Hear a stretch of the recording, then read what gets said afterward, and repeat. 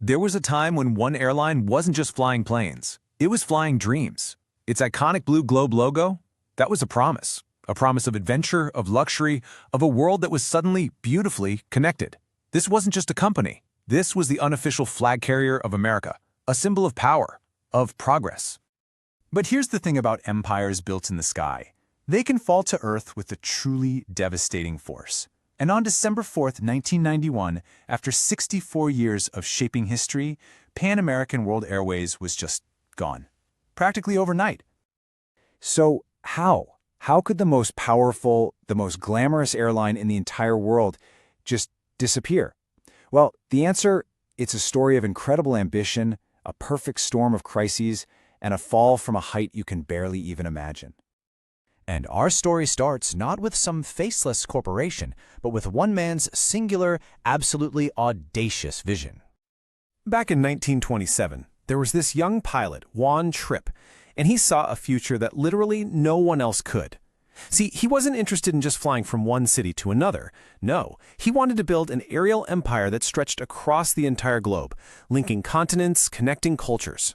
This wasn't about travel, it was about destiny. And he built it at a breathtaking speed. It started with a single 90-mile flight to Havana. But from there, Pan Am didn't just follow the routes, it created them. They were charting these incredible paths across vast oceans that nobody else even dared to fly. Pan Am launched us into the jet age with the 707, and then completely redefined what flying could be with the majestic double-decker 747. They were always first. And at its absolute peak, Pan Am wasn't just an airline. It was the future, delivered to you right now. Flying wasn't just a trip, it was a lifestyle. So welcome to the Golden Age. This was the standard they set for the world. Flying Pan Am was an event. We're talking white-glove service, gourmet dining, and stewardesses who were poised, brilliant, and spoke multiple languages. Their Worldport terminal at JFK, it looked like something out of a science fiction movie. It was a monument to their complete dominance. When you flew Pan Am, you weren't just a passenger, you were treated like royalty. And their influence? Oh, it went way beyond the cabin. Pan Am was more than a company. It was practically a branch of the U.S. State Department. They built airports in other countries, they acted as diplomats. Seriously, when the White House needed something done overseas, they would often call Pan Am. They were an instrument of American power. But here's the thing. Even the most magnificent empires have weaknesses. And behind all that glamour, the very foundation of Pan Am was starting to fracture under the weight of a world that was rapidly changing around them. A perfect storm was gathering on the horizon. First, the oil crisis hit, sending fuel costs through the roof. And Pan Am was uniquely vulnerable. Why? Because they only had international routes, no domestic network to absorb the shock. Then, the government deregulated the skies, unleashing this flood of nimble, low-cost competitors. A desperate merger to fix that problem turned into a financial catastrophe, just draining cash and creating chaos. The giant was bleeding. And then, a single, horrific event turned that financial crisis into an irreversible tragedy. A moment in time that would forever be tied to the name Pan Am. December 21st, 1988. On that day, the story of Pan Am would be rewritten in fire and in sorrow. This date, it marks a wound that would never, ever heal. On board Flight 103, flying high over the quiet Scottish town of Lockerbie, the unthinkable happened. A terrorist bomb, hidden away in a suitcase, detonated.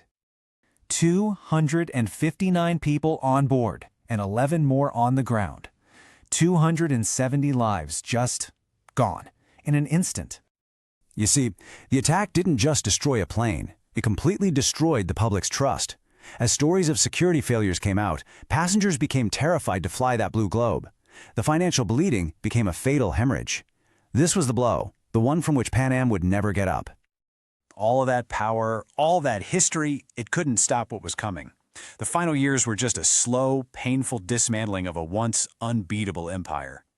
To survive just one more day, one more quarter, they started selling off the crown jewels. The iconic Pan Am building in New York City, sold. Their entire global hotel chain, sold. And then, the routes themselves, the very arteries of the empire, sold off piece by painful piece to their competitors, just trying to stop the bleeding. A last-ditch rescue deal fell apart. And just like that, it was over. Flight 436 from Barbados landed in Miami, and the Blue Globe was grounded. For good. 9,000 employees lost their jobs right there, with no warning, no severance. The dream was officially dead. So, what are we supposed to learn from this epic collapse? What are the warnings left in the wreckage? Well, first, relying only on one thing, in their case, international routes, was fatal. Second, they clung to an old luxury model when the entire market had shifted to low cost. Third, and this is a big one, Lockerbie proved that once trust is gone, it's almost impossible to get back. And finally, they sold off their future just to survive the present. Sometimes, holding on costs you far more than letting go.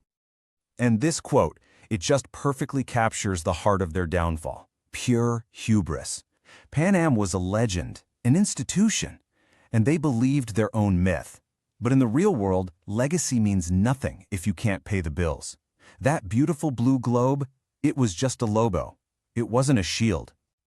In the end, the story of Pan Am leaves us with this one sobering thought.